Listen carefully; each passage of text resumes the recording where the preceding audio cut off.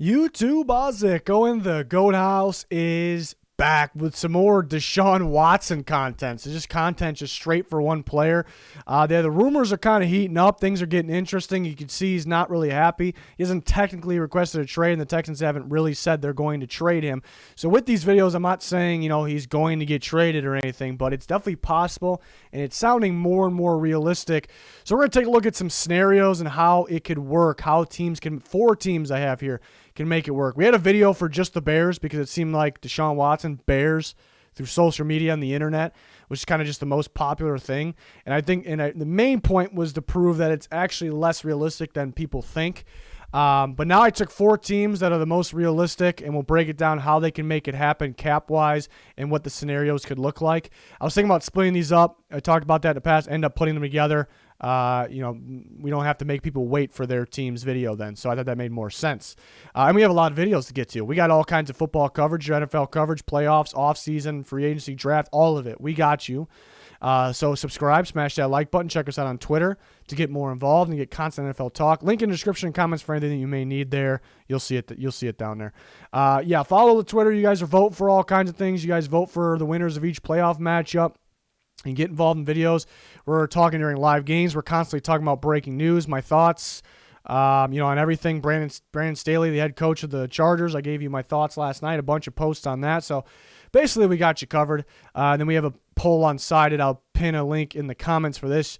You guys vote and comment who you think Watson's going to land on. By doing that, you can earn points and win Amazon gift cards. As you can see, top 10 places each week actually win Amazon gift cards. Pretty cool. Check it out. Link in the description, comments for anything you may need. So the four teams we're taking a look at here, the Jets, the Dolphins, the Panthers, the 49ers. There's other teams. So there's a video we have on the channel just for the Bears. Less realistic than actually happening than these teams. And I'm kind of in the way here. Let me move me over.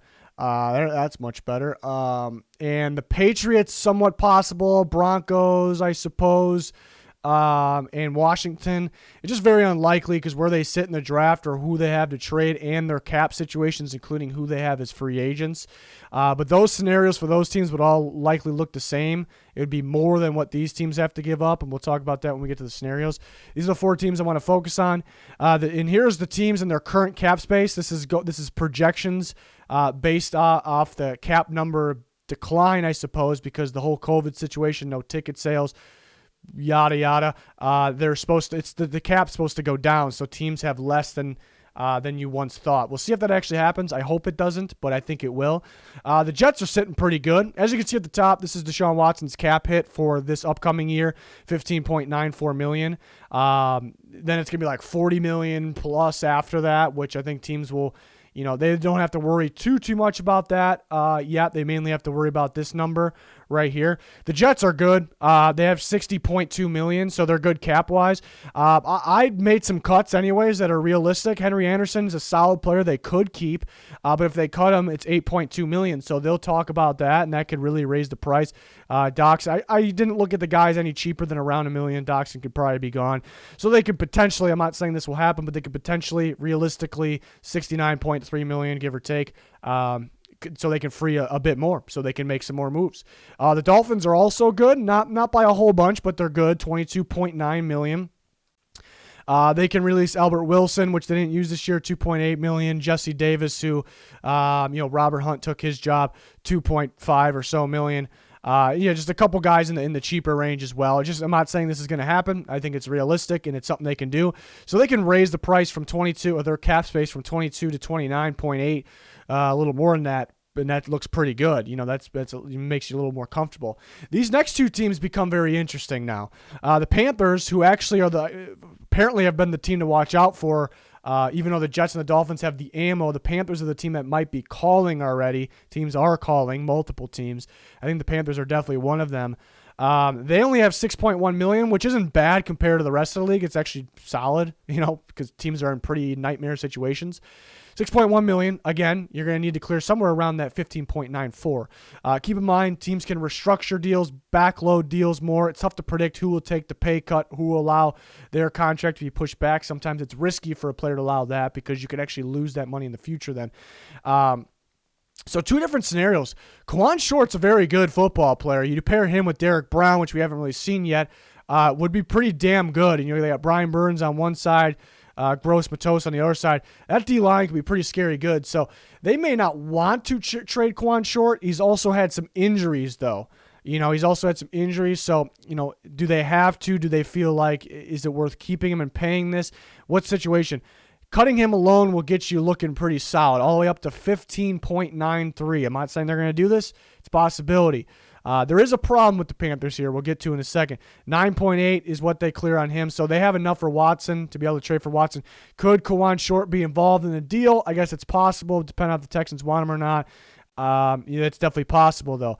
But if they don't want to get rid of Kawan Short, hey, they could get rid of Bridgewater. He'll carry a lot of dead cap, but at the end of the day, you will save $3 million, which isn't a lot given his contract. And Stephen Weatherly, who when he played earlier in the year, he actually looked pretty solid, played a little defensive end for them. Could play 3 technique as well. But cutting him could clear almost $6 million. So they're going to sit down and think about, maybe it's worth it to cut a guy like that. So you can cut the two of those guys. Obviously, that'll save big money for Teddy Bridgewater in the future. His contract's actually not that bad. It's pretty big. But after this next year, you could cut him. So going into the 2022 offseason on, you can cut him and save a lot of money, more than the $3 million this year. And it's actually a good thing that you actually could save. Typically that big of a contract would be a negative. You would actually lose money. So it's actually not that bad of a contract there. And he also could be used in terms of the trade, and we'll get to that. The actual trade itself, he could be used.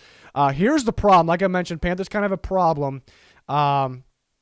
And you notice you're still under your 50. You're just a little bit under the Deshaun Watson right there, but they'll figure that out. They'll cut some cheap guys, or they'll restructure, backload some deals. So I'm not worried about that if they go that route. But here's the problem: they don't have many ways to clear space. Unlike the other teams, there's not too many other guys. There's either other guys that they don't want to cut, or guys that'll be negative if they cut, or guys that are basically nothing. Their cap space is. Their cap hit is made up of, not too many guys at the top. Look at Kawan Short, Teddy Bridgewater.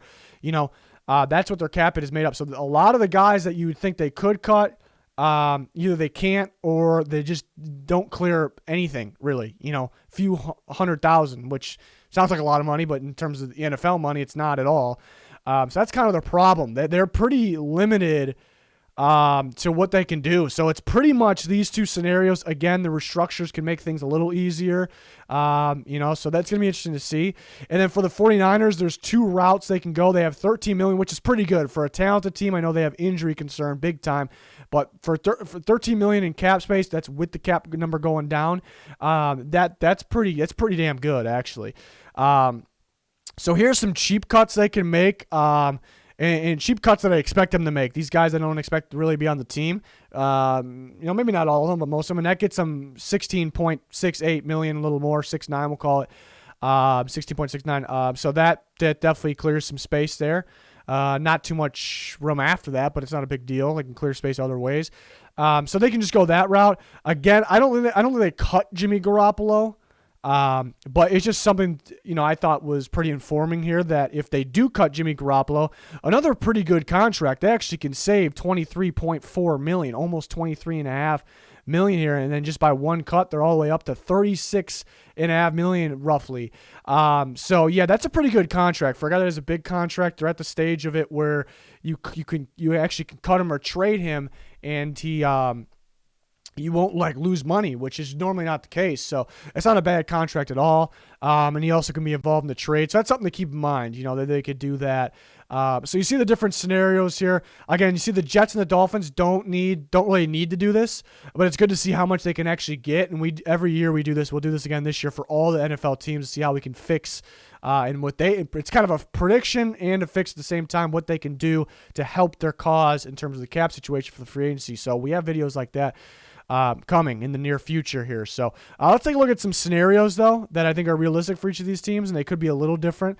For the Jets, and let's move me once again. I guess we don't have to, but let's just do it. So the Jets get Deshaun Watson, so a lot goes to the Texans here. And Deshaun Watson's looking pretty good in the Jets jersey here. So maybe you want to make it second overall pick. It's a pretty appealing pick. It's a pretty good pick there. So the Texans really could take Zach Wilson, Justin Fields, one of those guys to be the franchise quarterback. It's been rumored 3 first-round picks should do it, but it could be a little more if teams are fighting. So second overall pick, 2022 first. The Jets have 2 of those. That's fantastic. One from the Seahawks for the Jamal Adams trade. And then a 2023 first-round pick. And I actually threw Sam Darnold in there as well. Now the Texans might take, like I said, might take a rookie quarterback second overall pick. I would advise they do so in this scenario. But it's good to have Darnold. That's kind of some value. They can trade him or a pretty good backup, I suppose. Or they can roll with him and build around him, which I wouldn't really recommend, but I can see it. And it wouldn't be the end of the world.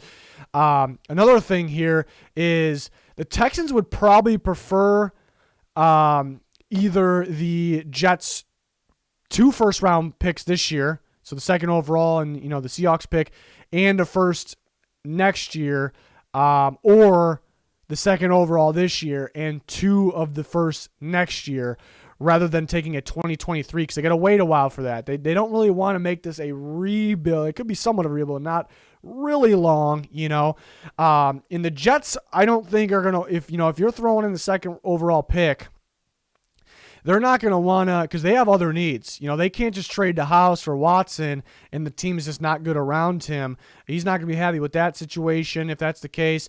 I know they have the right coaching staff to build this up, but they got to build it up. So, and if you have a guy like Watson, you want to kind of do it in a hurry. So the Jets, especially giving up the second overall pick, they're not going to want to give up 2 picks in either this draft or the next draft. So for them to spread it out each year, I think they'll need to throw a guy like Sam Darnold in there for the Jets, from the Jets to the Texans, to make it work. And you also might be, I think you probably will be, in competition with other teams. So I think it would look something like this.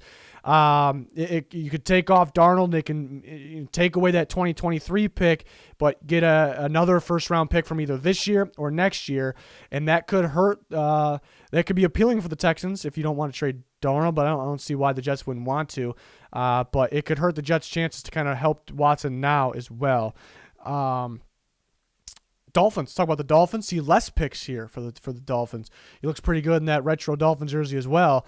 Third overall pick, so 1 pick down from the second overall. There is a difference. It's only 1 slot, but there is a difference. Because if the Jets stay put, they don't get Watson, they're going to take a quarterback at 2. But the fix here is Tua Tagovailoa could be their quarterback, so the Texans don't really have to worry about that. Third overall pick and 18th overall pick. So 2 pretty good first-round picks this year and Tua Tagovailoa. Now, the Dolphins probably won't want to give up both the picks this year because they can't help Watson out a little more, but it's a pretty good team as it is, so it's not the end of the world. So they'll have to wait, and they have other picks in other rounds. But this will be more appealing to the Texans, than obviously, it kind of goes without saying, than a 2022 first. And that's why there's less picks here. It's only 2 first-round picks because you get better value with them both being this year and both being inside the top 20, one being third overall, and Tua Tagovailoa. So there's actually extreme value here, and this actually could be more appealing than somebody offering 3 first-round picks and a little something else because they're 2 this year, and Tua, you can actually win now with this if you do things right. So that's pretty interesting. I don't see a deal with the Dolphins happening without Tua Tagovailoa being involved. If the Dolphins don't want to give out that 18th overall pick, they're going to have to give up a next year first. 3 firsts would be too much. The 2022 first and maybe a second round this year. Because Tua's nothing guaranteed. What they get at third overall is nothing guaranteed. So it's a pretty interesting one, though. They do have that, it's going to depend. It's all going to depend on the Texans' evaluation on the quarterbacks in this draft compared to Tua, I suppose. How would they rank Tua, Zach Wilson, Justin Fields? It's pretty, it's interesting. Everyone could be different on their opinion on that. Let's move on to the Panthers. So we got a load of things here. This is a good Photoshop job over to that. He looks pretty good in the Panthers jersey as well. Texans, get the 8th overall pick, 2022 first, 2023 first. That's that 3 first that everyone's been talking about, and Teddy Bridgewater. So you may say, this is what first glance somebody's going to say probably. The Jets also did 3 first-rounders, but they gave Darnold. Teddy Bridgewater's got to have more value, a better quarterback, more proven quarterback than Darnold. Correct. The Jets have the 2nd overall pick to give the Texans the 8th overall pick. I know it doesn't look too far off, 2nd to 8, but the value there is more than you think. It's quite a bit. So that kind of helps offset that, I suppose. So the 8th overall pick, and Teddy would be their quarterback. They may like Teddy. They may be able to build around him. But they could take a guy like Trey Lance or Mac Jones as well for the future. They don't really know what they're going to get. It's tough to predict, at that point. And the Panthers, they give up a lot. At the same time, the Panthers getting rid of Teddy like this is kind of a win at the same time, so they don't have a problem with that, giving up that value. It's not that much value for them, so especially because they're getting Deshaun Watson. They don't need Teddy Bridgewater, so that's a win. This is a win for the Panthers, especially because I think it's a pretty damn good team. He has the weapons. They have McCaffrey if he's healthy. They're gonna have to re-sign some. That's kind of the problem here. They're probably gonna have to clear more space because they got to re-sign Taylor Moton, maybe Okung as well. So, yeah, they definitely want Moton back. Franchise tag could be used, but they might need to clear more space than what we talked about earlier in this video. So, Teddy would have to go. And then, you have the tough decision with Quan Short because you would like him back, but you may need to clear that space. They're going to have to go to, new GM coming in there, have to go to work on restructured deals, backloading deals as well. So they're interested. It's definitely possible, as you can see, that this is what a scenario would look like. I guess the question is, would the Texans even touch Teddy Bridgewater? Do they even want him? Are the Panthers in a battle with the Jets and Dolphins, who might have more? Let's be honest, though, those teams could be more appealing on what they offer. So once we get lower, past the 8th overall pick, or I should say past the 3rd overall pick, it becomes harder because you may offer more, and that more might not even be enough because they may just want the 2nd or 3rd overall pick or Tua Tagovailoa. So that is the challenge for these teams here. And we basically have the same deal here with the 49ers. And you could say Jimmy Garoppolo a little better than Teddy Bridgewater. The Texans might be more appealing to him. That's correct. But the difference in 8th and 12th pick is enough to make an even deal there. So 12th pick really isn't ideal for the Texans. Garoppolo's pretty good. He could be their guy for now. He's got a pretty good contract. It's a big cap hit. So that's kind of the tough part. That's the tough part with like Garoppolo and Bridgewater. It's a big cap hit, so you can't really spend elsewhere. But if you cut him, you're not going to lose them a whole. If you cut him, not going to lose a whole bunch. But then you need a quarterback. That's kind of the problem with the 12th overall pick. Can you get that future quarterback? So that's why the Niners is more unrealistic. Not that it's 100% unrealistic. It's less. I should say it's less realistic than the other teams. And the Broncos have slightly a better pick to offer. But do they have the Garoppolo to offer? They got Drew Lock. How much will they value Drew Lock? Could Von Miller somehow be involved? The Broncos also have a good amount of free agents actually on the defensive side of the ball. Von Miller as an option. They'll pick up that option. They'll take a cap hit, if they do, which I expect them to. But then they have guys like Justin Simmons, Alexander Johnson, and Shelby Harris. So, they can't get all of them back. They want some of them back while they have around $10 million, which is positive, but not a lot. So the Broncos got to work through some things at the same time of, do they want to risk getting rid? They're going to have to get rid of a lot of those key pieces on defense on top of, do they have the ammo to beat out the other team? So there's a lot of question marks for the Broncos, more than I once thought. So I think it's a lot less realistic than these teams, even though they have a better pick than the 49ers. And then Patriots, same thing. Do they have anything special to offer? They can offer the picks. There's not a high enough pick in the first round this year. Do they have anything special outside of that? Washington Football, they have the 19th overall pick. Do they, they would have to offer something like Chase Young or something, and I don't think they can do that. They're not going to do that. They're going to have to offer like 4 or 5 first round picks, and I still think that's the thing with teams like that. Same with the Bears. The Bears and Washington are in the same boat. Washington has the cap space. The Bears don't. The Bears might be able to offer Khalil Mack maybe, but so all these things have to happen, but the main thing is the Texans have to want to do the deal. All these things before that have to happen. The Texans are going to want to do the deal. And that's the crazy thing, because you can offer everything like literally 5 first-round picks maybe, and the Texans still might take the Jets or the Dolphins offer because that's the second overall pick. We can get our franchise quarterback. We don't have a question at quarterback anymore. Or we can get Tua from the Dolphins with other picks. We don't have those questions, the maybes, so that's why it's close to unrealistic completely. It's very close for Washington and the Bears, maybe the Patriots. The Broncos are getting close to maybe a 0% chance. So people kind of getting their hopes up. As you can tell, a lot has to happen.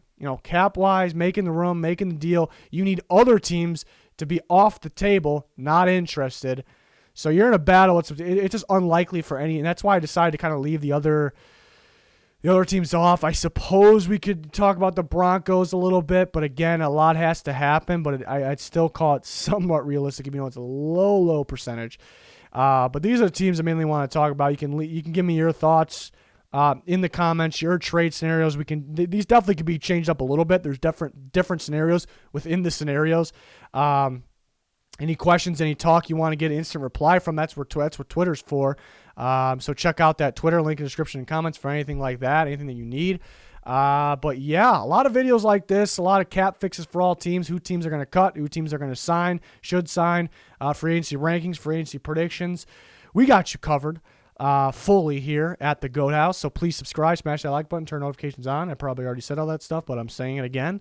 Thanks for watching. Goodbye.